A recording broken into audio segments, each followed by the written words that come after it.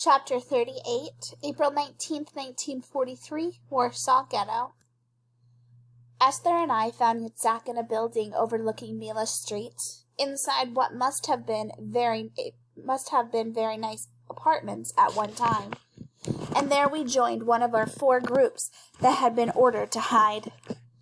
They hadn't seen much fighting yet, but I described to them our success and warned of the consequences of humiliating the Germans the way we had. Yitzhak was too excited about their plan to have properly heard me. With a smile of naive enthusiasm, he said, "We've seen them lining up outside the gate. This is the most likely road for them to come down. When they do, our orders are to wait." "Wait?" Esther asked. "No, if we allow them to get deeper into the ghetto, that's where the civilians are. We have to keep them. Our orders are to wait." Yitzhak put his head down as if to end the conversation, and I followed his gesture.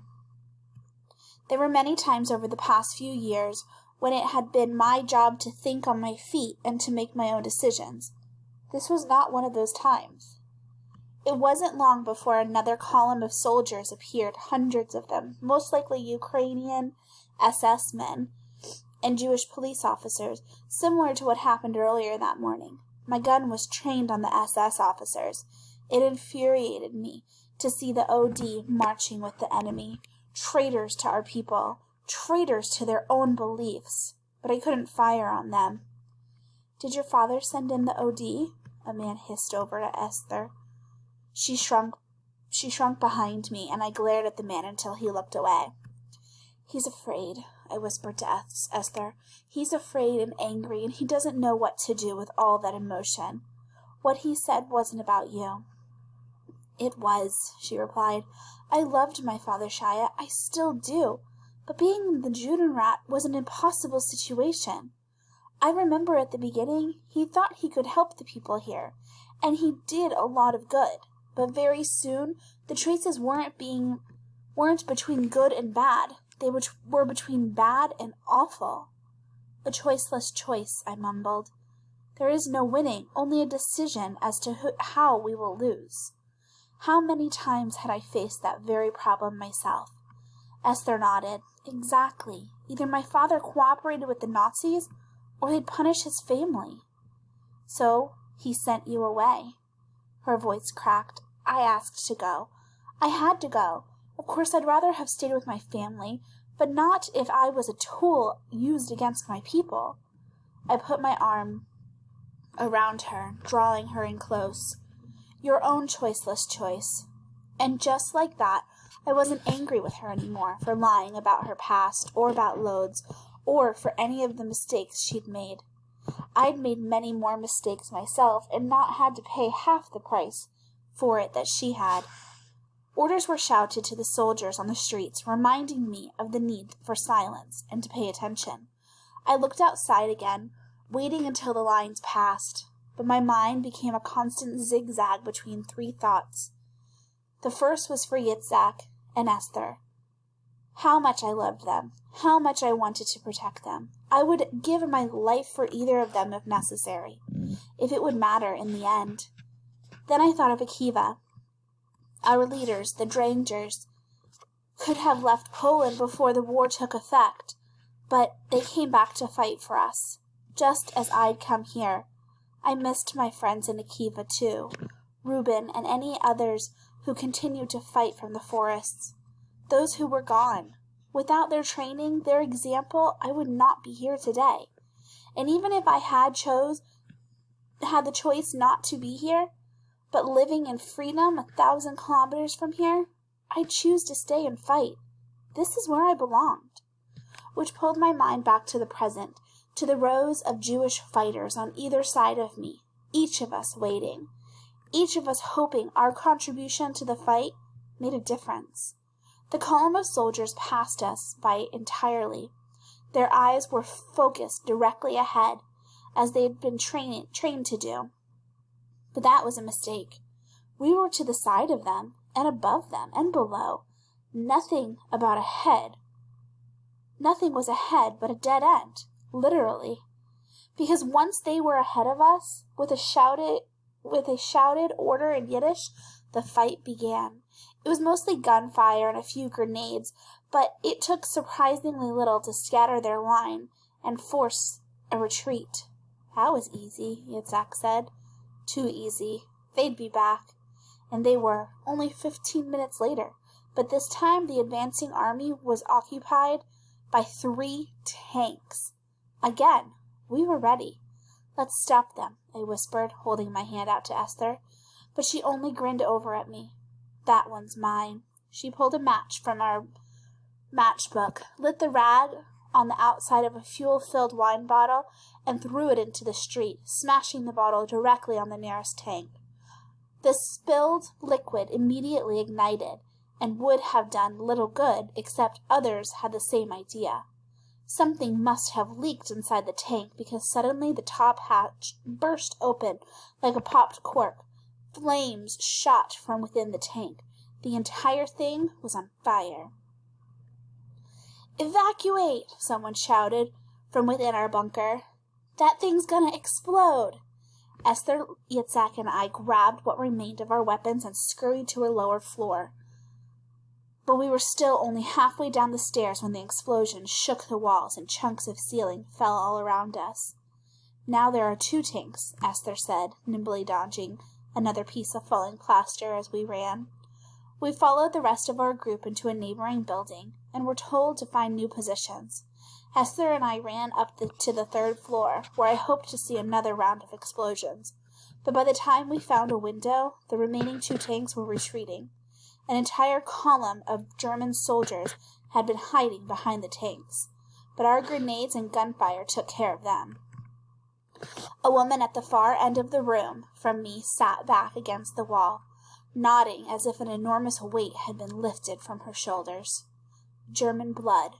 At long last, the blood spilled in the ghetto is not from the Jews. She was right.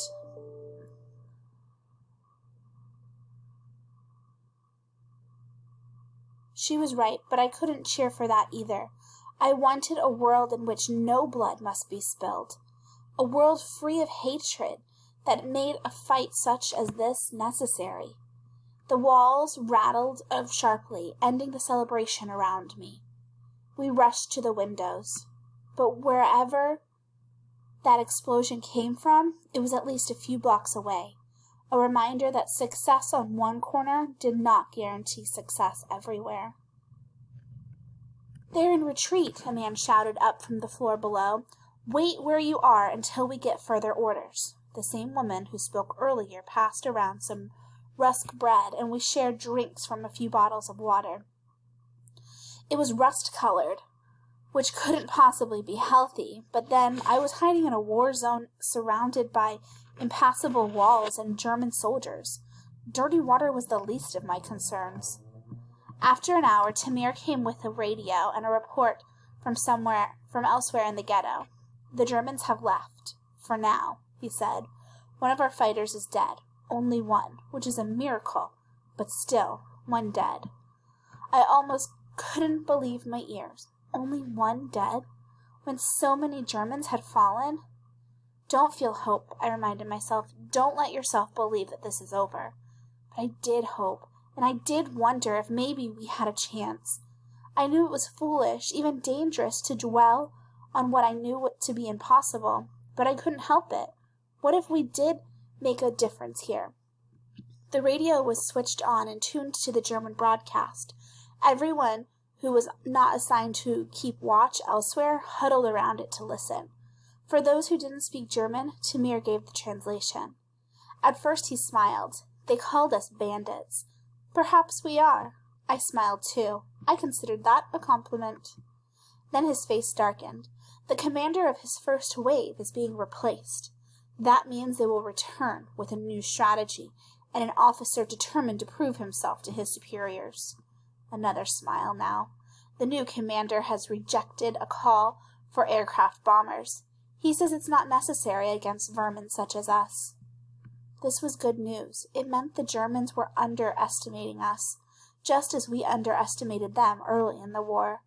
They believed we are incapable of sustaining an attack fierce enough to require a bomber. They'd think differently before the day was over, which left a pit in my stomach. Before this day was over, they would have changed their minds. They would send in a plane to bomb us, sooner or later. Despite what the radio said, I was sure it'd be sooner. Chapter 39, April 19th, 1943, Warsaw Ghetto. By noon, the strategy of the Germans' new commander became clear. Mass force. Our radio alerted us to his call for more troops and vehicles.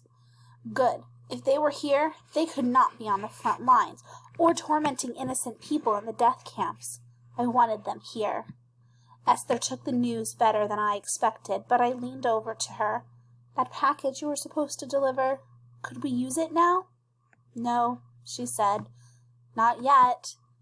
Yitzhak leaned over to me with a wry smile. There's no package, you know. Perhaps not, but even if there was, it was probably already too late. Esther could not have brought along anything that could save us now. The Germans entered the ghetto once again, through the north gate, but this time, rather than marching in organized columns, they were easy for us to pick apart. They came in fast, shooting, then diving for cover, then shooting and moving again. We fired back, of course, but by the time we found one man, he'd already moved to a different place. Some of us were good shots, but many of the fighters had never held a gun before today. Tamir shouted for us to move to the rooftops and attics. There we hoped to be out of reach of the German bullets, but plenty able to drop explosives on them. I set my gun into the makeshift holster at my side. Then Esther and I followed our group up the stairs. Once we emerged from the rooftop, 4 stories high, I drew in a sharp breath. I'd never been up here before. In fact, I'd never been this high up in my entire life. From here, I saw much of Warsaw, and the view unnerved me. In the distance, the Polish and German neighborhoods were full of spring blossoms and children playing in a park, while mothers cradled their infants and gossiped from one another about the struggles of feeding a family with far more rations than my people were ever allowed. More important, I saw the gathering of German troops and tanks outside the ghetto walls, 10 times the number of soldiers who had been ordered in here so far. Some were spreading out across the city to quell any further uprisings before they started. They must be afraid of the violence spreading, Esther whispered. Why? I asked. Do they really think those people would skip their midday tea to help save lives? I need more ammunition, a man nearby called out. Who has extra? No one responded. No one had extra. I had only 3 or 4 shots left in my gun, and had to conserve them for now. Between Esther, Yitzhak, and me, we had just 5 grenades left. More supplies remained in our bunker, but we'd have to break through 100 or more enemy soldiers to get there. By 4 o'clock in the afternoon, another mass of troops began to roll in, far greater than anything we'd seen yet. From our count on the rooftop, there were several more tanks and armored cars. Our estimation was 2,000 SS men, 2 battalions of German police, as many as 400 Polish police, and perhaps other forces as well. We'd also begun to see some signs of fighting outside the ghetto. Individual Poles who were finally taking their own opportunities to fight. But as always, it wasn't enough. It would never be enough. We dropped grenades, Molotov cocktails, and for that matter, anything we could find that might create trouble for the Germans below.